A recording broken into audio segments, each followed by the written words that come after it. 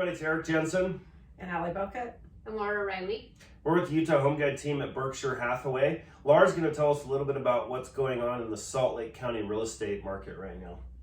All right, so right now there are 518 active listings, 2,186 under contracts.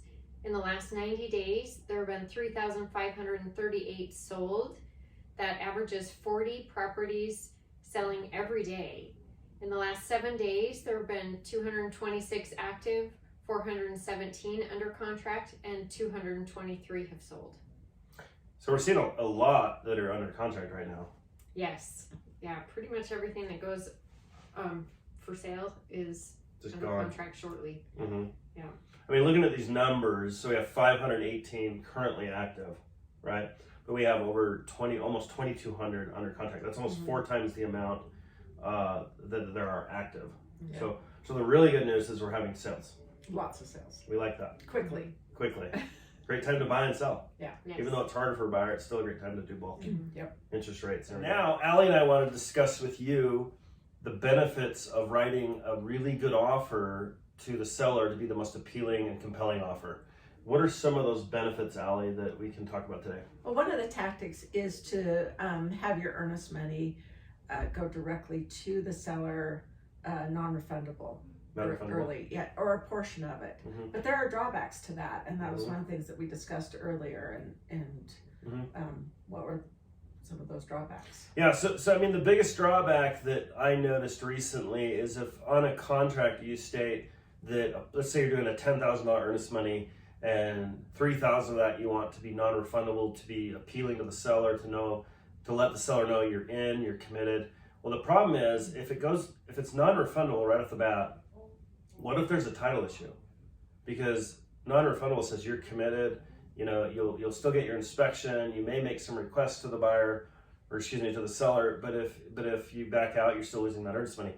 Well, what if right upon acceptance you get the title report and it has clouds, liens, judgments that can't be resolved? Right, and we've been looking at property with a client recently that there's a les penance on that property, and even though we're really in this hot market and it's a home in a great neighborhood, you know, it's terrifying for people to buy something like that until the title is cleared up. And so you would never want to counsel your buyer to let earnest money go to the seller upon acceptance in a case like that. So sometimes you have to go back and do the research before you submit an offer. That's a good point. Yeah.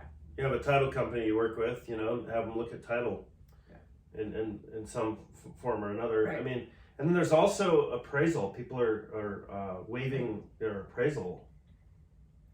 They are, costs. you know, certainly if they're a cash buyer, they can easily waive their appraisal.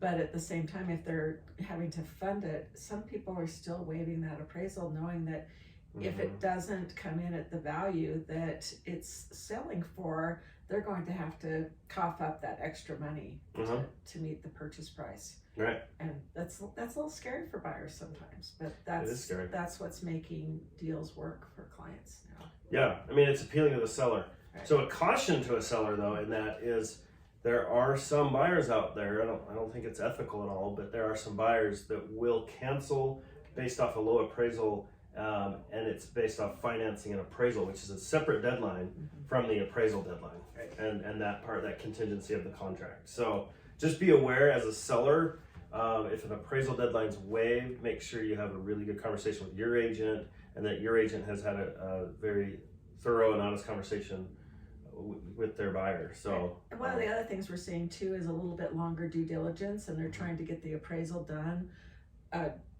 during the due diligence period, and that is one tactic that can work also. So you get all the information with a little bit of an extension of time, but those are things to look at when you receive a contract if you're the listing agent.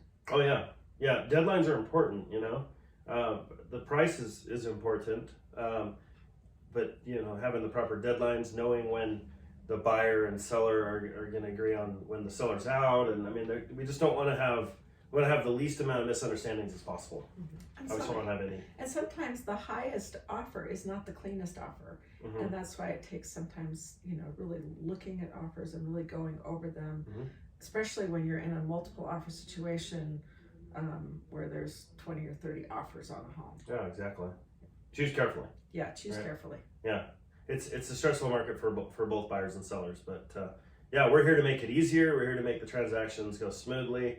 We love what we do. We're fun. You know, we take you to lunch, whatever. So anyway, thanks for watching, and have a great week.